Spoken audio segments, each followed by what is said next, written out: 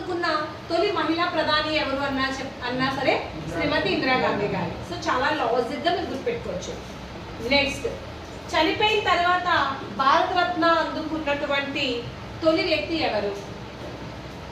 చనిపోయిన తర్వాత అంటే మరణించిన తర్వాత భారతరత్న ఫస్ట్ ఎవరికి ఇచ్చారు అంటే లాల్ బహదూర్ శాస్త్రి గారికి.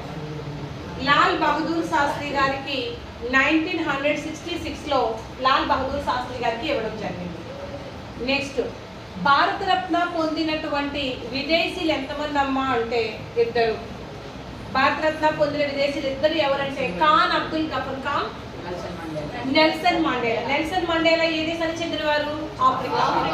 ఖాన్ అబ్దుల్ గఫర్ ఖాన్ పాకిస్తాన్. ఓకేనా, అర్థమైంది అందరికి? నెక్స్ట్, ఈ అవార్డును అందుకున్నటువంటి భారతరత్న అవార్డును అందుకున్నటువంటి తొలి మహిళ ఎవరు అన్న శ్రీమతి ఇందిరాగాంధీ గారే చెప్పాలి 1971లో.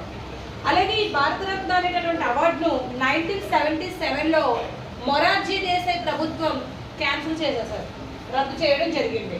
మళ్ళీ శ్రీమతి ఇందిరాగాంధీ గారి ప్రభుత్వం 1980లో ఈ యొక్క భారతరత్న అవార్డుని మళ్ళీ రీస్టార్ట్ చేశారు, అంటే మళ్ళీ పునరుద్ధరించడం జరిగింది. మరి అలా రీస్టార్ట్ చేసిన తర్వాత మొట్టమొదటిగా ఎవరు అందుకున్నారు, ఎవరికి ఇచ్చారు అంటే మదర్ తెరిసా గారికి ఇచ్చారు. శ్రీమతి ఇందిరాగాంధీ ప్రభుత్వం భారతరత్న యొక్క అవార్డ్స్ని మళ్ళీ రీస్టార్ట్ చేశారు. రీస్టార్ట్ చేసిన తర్వాత మళ్ళీ ఎవరికి ఫస్ట్ ఇచ్చారమ్మా? Mother Teresa. ఓకేనా, అర్థమవుతుందా లేదా అందరికీ కూడా?